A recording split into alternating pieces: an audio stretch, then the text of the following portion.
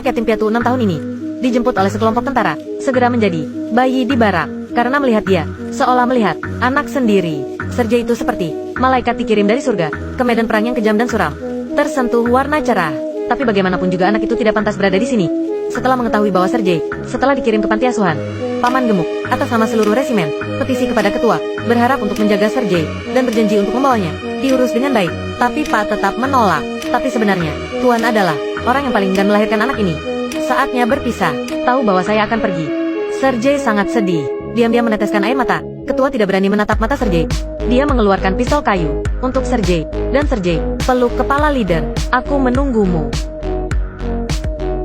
Aku takut kamu akan mati. Kata-kata ini memukul Tuan. Baru kemudian dia menyadari, meskipun tidak lama bergaul, tapi sendiri, anak ini ada di dunia. Satu-satunya hal yang bisa diandalkan. Mendengarkan. Apakah kamu ingin menjadi anakku? Bisakah aku? Tuan masih tidak bisa melepaskan. Dia memutuskan untuk secara resmi mengadopsi Sergei. Ubah dia menjadi putranya sendiri. Para prajurit mendengar Sergei bisa tinggal, juga sangat senang.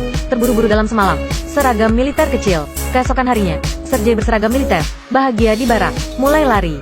Dia akhirnya mendapatkan keinginannya, menjadi prajurit sejati. Tapi tiba-tiba, pesawat Jerman melancarkan serangan udara. Para prajurit menderita kerugian besar. Sergei bersembunyi di lubang tanah.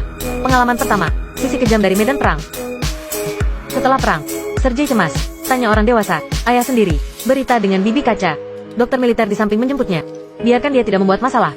Jadi Sergei yang masuk akal, berlari untuk merawat prajurit yang terluka. Dan untuk mata yang terluka, veteran itu membaca surat-surat rumah. Meskipun dia tidak melek sama sekali, tapi agar tidak membuat para veteran sedih, dia mengarang isi surat itu. Untuk menghibur veteran, Sergei menginginkan semua orang berbahagialah. Jadi memutuskan untuk menyanyikan sebuah lagu untuk semua orang. Mendorong semua orang, pasti akan memenangkan kemenangan terakhir. Foto di koran. Tidak jelas. Prajurit masih anak-anak. Pahlawan perang dunia. Sergei kecil masih belajar. Penampilan dewasa, mencukur wajah kecilnya, sangat disukai. Salut para prajurit yang lewat. Sebagai pejuang kecil, Sergei ingin melakukan sesuatu untuk semua orang. Jadi dia mengambil inisiatif untuk para prajurit di garis depan. Surat rumah. Para pejuang yang merindukan orang yang mereka cintai. Lihat si kecil yang lucu ini. Yang pertama berkerumun, tapi ingin mendapatkan surat itu. Temui Sergei. Sebuah permintaan kecil. Lakukan saja tarian ceria. Sergei melanjutkan. Kirim surat di parit. Tapi kali ini, ketika dia memanggil seorang prajurit, tapi tidak ada respon. Veteran di samping, pegang dia di pelukannya. Lalu katakan padanya, prajurit ini telah dikorbankan dengan mulia. Sergei yang masuk akal, penghormatan kepada para prajurit yang melepas topi mereka. Dan kemudian meninggalkan parit tanpa suara.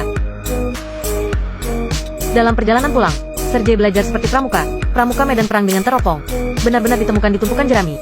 Yang ada hanya sepatu bergerak. Jadi dia segera berlari kembali ke barak. Laporkan ke paman prajurit. Prajurit itu akan curiga, tapi tetap pergi untuk memeriksa situasinya. Agar tidak menyetrum ular, para prajurit menyalakan tumpukan jerami. Benar saja, berhasil dipaksa keluar. Dua pramuka Jerman. Sergei masih di tumpukan jerami di dekatnya. Stasiun radio musuh ditemukan. Meskipun Sergei membuat kontribusi besar kali ini, tapi sangat tenang dan rendah hati. Karena dia berpikir, ini sebagai seorang pejuang, apa yang harus dilakukan, tapi waktu yang baik tidak selalu. Musuh dengan cepat bergerak menuju barak.